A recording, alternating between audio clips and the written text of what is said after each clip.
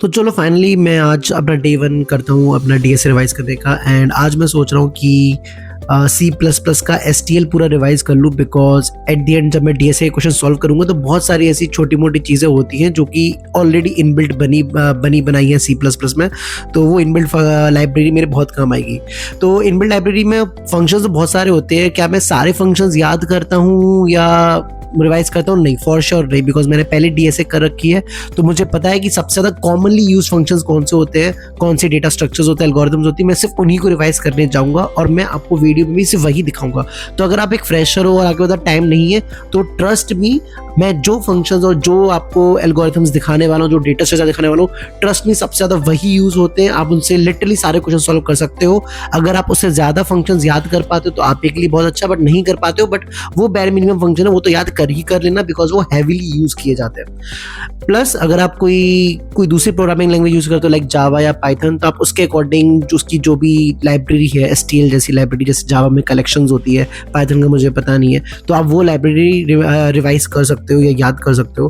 But point is, जो तरह के फंक्शंस मैं आपको दिखाने वाला हूँ उसके करस्पॉन्डिंग जो भी आपके पास उधर हो वो आप रिवाइज कर लेना। And let's get started with this video. दिखाता हूँ मैं आपको कि मैं एसटीएल में क्या क्या रिवाइज कर रहा हूँ और क्या क्या इनबिल्ट फंक्शन में याद रखने वाला हूँ फॉर श्योर। बीच बीच में अगर मैं कुछ भूलता जाऊंगा तो मैं ऊपर वो जो आई बटन होता है उस पर मैं अपने कुछ वीडियोस लिंक कर दूंगा। खासकर अगर फॉर एग्जांपल जैसे अभी मैं भूल गया था कि अगर कोई फ्रेशर ये वीडियो देख रहा है जिसको अभी कोडिंग का बैर मिनिमम भी नहीं पता है तो वो डायरेक्ट एसटीएल से स्टार्ट नहीं करेगा। तो मैं आपको सब इतना बोलूंगा कि आपको बस एक बेसिक कोडिंग आनी चाहिए। मे बी मैं एक सेपरेट वीडियो बना दूंगा कि बेसिक कोडिंग में आपको क्या क्या सीखना होता है। पूरा बोलोगे पूरी सब कुछ आना चाहिए? नहीं, सब कुछ नहीं आना चाहिए। बहुत बेसिक चीजें होती है जो आप सीख लो, जिससे आप डायरेक्ट डीएसए क्वेश्चन या प्रॉब्लम सॉल्विंग पे आप माइग्रेट कर सकते हो, उनको स्टार्ट कर सकते हो करना। तो वो वीडियो मैं कभी और बना दूंगा। अभी कोई भी अगर चीज भूल जाऊंगा तो मैं आई बटन पे लिंक कर दूंगा। और चलो अब डायरेक्ट स्टार्ट करते हैं। तो सी प्लस प्लस एसटीएल में मैंने दो चीजें जो इनबिल्ट आती है वो रिवाइज करी। एक तो एल्गोरिथम्स है और आपके पास फिर कंटेनर्स है। अब यहाँ पे आपको मेरे नोट्स में दो कुछ चीजें दिख रही होंगी, कुछ व्हाइट लेटर्स हैं, कुछ ब्लू लेटर्स हैं और ये कुछ ऐसे इस कलर के लेटर्स हैं। तो जो व्हाइट लेटर्स हैं वही है जो आपको इवेंचुअली एकदम काइंड ऑफ याद कर लेने हैं, जिनमें थोड़ा आपको ज्यादा एफर्ट्स डालने की वो याद हो जाए, बिकॉज वो चीजें सबसे ज्यादा आप देखोगे कि डीएसए क्वेश्चन को सॉल्व करते में यूज आती हैं। ठीक है, मे बी एक बार जस्ट देख लेना सिंटेक्स, बाकी तो जब आप प्रैक्टिस करोगे क्वेश्चन की तो ऑटोमेटिक वो चीजें याद हो जाती है, तो उतना लोड मत लेना। ब्लू वाली आप स्किप कर सकते हो, याद हो जाए तो हो जाए, नहीं हो जाए तो कोई बड़ी बात नहीं है, बिकॉज इवेंचुअली वो चीज आप खुद बना भी सकते हो, कोड लिख सकते हो, कोई बहुत एफर्ट वाली या बहुत बड़ी चीज नहीं है। तो सबसे पहले स्टार्ट करते हैं कंटेनर्स के ऊपर।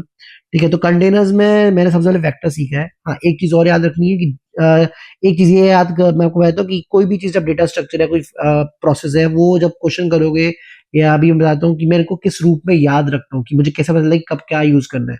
तो जैसे वेक्टर में बोलूँ, जब भी मेरे को एरे वाला काम आता है कि मुझे कुछ डेटा को स्टोर करना है एरे फॉर्म में, मैं एरे की जगह पे हमेशा वेक्टर प्रेफर कर लेता हूँ, बिकॉज एक उसका साइज आप जितना चाहो उतना बढ़ा सकते हो डिक्लेयर्ड साइड से। तो जब भी स्टोर करना होगा मैं उस एरे की जगह पे वेक्टर यूज कर लेता हूँ। वेक्टर में आपको याद क्या करना है, वेक्टर डिक्लेयर कैसे करते हैं, इसके 3-4 रास्ते होते हैं। मैं आपको दिखा दूंगा अभी थोड़ी देर में कि मैंने कौन सी वेबसाइट से पूरा रिवाइज मारा है। बट डिक्लेरेशन याद करना है। दूसरा ऑफकोर्स एलिमेंट एक्सेस कैसे करते हैं, और कुछ इनबिल्ट फंक्शन जैसे push back, pop back, size और एम्प्टी चेक, ये सब ज्यादा हेविली यूज फंक्शंस होते हैं। तो आपको ये फंक्शन के सिंटेक्स रट लेने हैं। वेबसाइट अभी मैं थोड़ी देर में आपको दिखा दूंगा।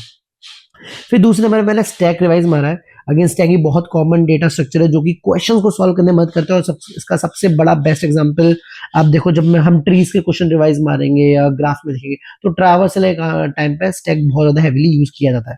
तो स्टैक डिक्लेयर कैसे करते हैं, एलिमेंट एक्सेस कैसे करते हैं, वो सब तो देखना ही है। इसमें पुश, पॉप, टॉप, साइज और एम्प्टी फंक्शन का सिंटेक्स एकदम रट लेना है। सेम गोज फॉर क्यू, कि क्यू में भी आपको यही same push, pop, front, size, back, empty, ये आपको फंक्शंस याद कर लेने हैं। जब क्वेश्चंस करेंगे तो ऑटोमेटिक अच्छे समझ में आ जाएगा हमें। तो क्यू याद कर लेना है। फिर आपका आता है प्रायोरिटी क्यू। जब भी मैक्स हीप, मिन हीप, जिसके स्पेसिफिक क्वेश्चंस, मतलब एक टॉपिक है, जब उसमें रिवाइज करेंगे तो हमें ये सबसे ज्यादा हेविली यूज होगा। और भी बहुत जगह कुछ क्वेश्चंस में आपको जब मैं बताऊंगा पैटर्न कैसे पता चलता है कि प्रायोरिटी कैसे यूज हो। बट इवेंचुअली आपको कहना है हाँ ठीक है, मैक्स हीप, मिन हीप का काम प्रायोरिटी क्यू करता है। इसके भी डिक्लेयर करने के 3-4 रास्ते होते हैं कि आप मिन हीप कैसे डिक्लेयर करोगे, मैक्स हीप कैसे करोगे। तो डिक्लेरेशन हमको सीखना है, एक्सेस कैसे करना है, और इसके अंदर कुछ important functions again push, pop, empty, size और टॉप, ये हमें याद कर लेना है। दूसरा आता है आपका अनऑर्डर्ड मैप। अनऑर्डर्ड मैप हो गया, अनऑर्डर्ड सेट हो गया। ये आपके बेसिकली हैशिंग में काम करते हैं। अगेन डेटा स्ट्रक्चर है जो कि की वैल्यू पेयर में स्टोर करते हैं या सिर्फ की स्टोर कर रहे होते हैं। इनके कॉमन जो मेथड्स है जो सबसे ज्यादा यूज होते हैं वो ये है, find, erase, clear, size, empty, count, and same goes for set, insert, erase, empty, find, count, ये सब। ठीक है, फिर आपके पास आता है सेट और मैप जो कि ऑर्डर्ड वे में आपकी चीजें को स्टोर करते हैं। इंटरनल इंप्लीमेंटेशन कैसे होता है अभी हम कभी बाद में बात कर लेंगे, बट अगर हमें बस रखना है कि हम सेट और मैप, और इनके अंदर जो फंक्शंस तो वो भी इन जैसे ही सेम होते हैं। तो कुल मिलाकर ये डेटा स्ट्रक्चर्स तो व्हाइट वाले एकदम लिटरली बहुत ज्यादा यूज होता है, तो आपको याद करने ही करने हैं।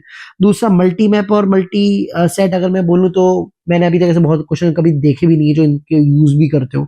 नॉर्मली इंटरव्यू क्वेश्चंस में भी कोई नॉर्मली नहीं, मतलब ऐसे क्वेश्चन पूछता ही नहीं जिसमें ये यूज हो रहे होते हैं। तो इसको आप याद कर लो क्योंकि इनके जैसे हैं तो अच्छी बात है, याद रह जाए तो अच्छी बात है। टू वेरिएबल तो मुझे तो याद नहीं रहती है, ठीक है, और मुझे आज कभी जरूरत पड़ी भी नहीं है। तो हो जाए तो अच्छी बात है, नहीं हो जाए तो कोई बात नहीं, लोड लेने की जरूरत नहीं है। 11वां जो डेटा स्ट्रक्चर सबसे यूज होता है वो डेक है। डेक भी वेरी इंपॉर्टेंट है और इसके अंदर आपको push back, push front, pop back, size, empty, front, back, clear, ये सिंटेक्स इन मेथड्स के याद रखने हैं। तो कंटेनर साइड में मैंने बस इतना ही सब रिवाइज किया है। इसके अलावा एक चीज याद रखनी है कि जब भी कोई भी आप मेथड देख लो, जैसे अभी आप मैं बोलूँ अनऑर्डर्ड मैप में फाइंड का मेथड है या इरेज का मेथड है, इंसर्ट का है, आपको ये याद रखना चाहिए कि कौन सा मेथड कितनी टाइम कॉम्प्लेक्सिटी में चलता है। तो ऑल्दो वो हम रिवाइज करेंगे, मैं आपको सब बताऊंगा आगे चल के, बट अभी के लिए आप इतना कर लो कि हाँ हमें बस ये सिंटेक्स पता होनी चाहिए, ये सब ये काइंड ऑफ पता होना चाहिए लिखते कैसे हैं। बाकी जब हम क्वेश्चन करेंगे तो सब कुछ क्लियर होता जाएगा। Just stick to my series. अब हम आगे बात करते हैं एल्गोरिथम्स में। अब एल्गोरिथम्स में तो बहुत सारी एल्गोरिथम, बहुत सारी इनबिल्ट इन्होंने दे रखी है, बट नहीं सारे हमें नहीं करना, ये याद करनी होती है। कुछ कॉमन है जो याद रखेंगे हम। बाकी सारी इनबिल्ट एल्गोरिथम ऐसी हैं जो कि आप चाहो तो खुद से लिख भी सकते हो, जैसे ये ब्लू वाली, आपको ज्यादा टाइम नहीं लगेगा करने में। और कुछ ऐसी इनबिल्ट एल्गोरिथम दे रखी है इन्होंने जैसे नेक्स्ट परम्यूटेशन वगैरह, जो कि ट्रस्ट में वो कोई भी इंटरव्यूअर आपको इनबिल्ट वाला यूज करने ही नहीं देगा, वो डायरेक्ट आपको बोले ये एल्गोरिथम लिख के ही दिखाओ मेरे को, ठीक है ऐसा। तो पहली एल्गोरिथम जो है वो सॉर्ट की एल्गोरिथम है। हाँ मैंने यहाँ पे याद कर लिया था कि जो C++ का STL में जो सॉर्ट फंक्शन मिलता है वो एक्चुअली इंटरनली काम कैसे करता है। तो एक्चुअली वो इंट्रो सॉर्ट के फॉर्म में काम करता है। Intro sort is nothing but insertion plus quick plus heap sort का मिला जुला रूप है, ठीक है। वो ऑटोमेटिक डिसाइड करते हैं कब किस टाइम पे क्या लगाना है। तो अब सॉर्ट में मेरे को याद करना है कि हाँ sort of course sort function का मतलब काइंड ऑफ सिंटेक्स कैसा लिखते कैसे है, सिंपल सॉर्ट फंक्शन। फिर डिसेंडिंग में अगर सॉर्ट करना हो तो कैसा सिंटेक्स हो जाएगा, और अगर कस्टम सॉर्टिंग करनी हो तो कैसा सिंटेक्स हो जाएगा। तो वो सब भी मेरे को भी याद करना है। बाइनरी सर्च में अगर मैं करूँ, दूसरी एल्गोरिथम सबसे इंपॉर्टेंट है बाइनरी सर्च में। बाइनरी सर्च, लोअर बाउंड और अपर बाउंड, इन तीनों का मुझे सिंटेक्स याद रखना है अपने। फिर तीसरा जो मुझे भी बहुत ज्यादा हैवीली अच्छा लगता है यूज करना, वो रिवर्स फंक्शन, ठीक है। तो ये रिवर्स एल्गोरिथम वो भी आपको मैं दिखाऊंगा अभी, तो ये याद करता हूँ मैं। दूसरा एक्युमुलेट याद कर लो तो ठीक है। एक्युमुलेट सम का काम करता है, बेसिकली किसी डेटा स्ट्रक्चर में सारे एलिमेंट को सम करना हो तो वो डायरेक्ट फॉर लूप लगा के भी कर सकते हो, और अगर तुम्हें वो चीज नहीं लिखनी है, याद कर पाते हो तो एक्युमुलेट याद कर लो। अब रिवर्स एक्युमुलेट बाइनरी से जब इनका सिंटेक्स तुम देख रहे होगे तो तुम्हें फाइंड, काउंट, यूनिक, रिप्लेस, इनका सिंटेक्स भी एकदम सेम ही लगेगा। तो याद रह जाए तो अच्छी बात है, नहीं रह जाए तो कोई बड़ी बात नहीं है। मुझे तो ये याद नहीं है टू बी वेरी फ्रैंक बताऊं ना, मैंने इतनी बहुत रिवाइज एफर्ट्स दिए।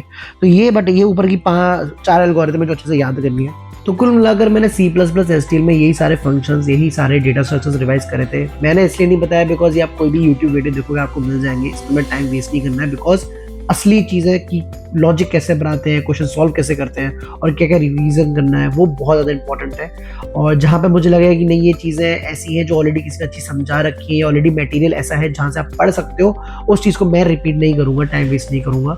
और जहाँ अच्छे से किसी ने नहीं समझाया है तो वहाँ पर मैं आपको लिटरली बताऊँगा खुद करके कि हाँ ये चीज़ ऐसे सीखो या ये चीज़ ऐसे दिमाग में स्ट्राइक करती है। तो खैर अभी इस वाले वीडियो में इतना ही। अब नेक्स्ट वीडियो से मैं जो सोच रहा हूँ वो ये सोच रहा हूँ कि अब सॉर्टिंग एल्गोरिथम्स इंटरव्यूअर पूछ लेते हैं तो उनको मैं लिख के रिवाइज करूंगा। तो हो जाता है वो व्लॉग आपको काफ़ी अच्छा लगे, बिकॉज मैं उसमें लिटरली बताऊंगा कि मुझे सॉर्टिंग याद कैसे रहती है। तो खैर नेक्स्ट व्लॉग में मिलते हैं। अगर आपको ये व्लॉग अच्छा लगा, आपको इन्फॉर्मेटिव लगा, तो आप मेरे चैनल को लाइक करें, सब्सक्राइब करें, और ये वीडियो को भी लाइक करना। भी बहुत ही न्यू हूँ यार मैं बोलने में, पर ठीक है, let's see you the next video.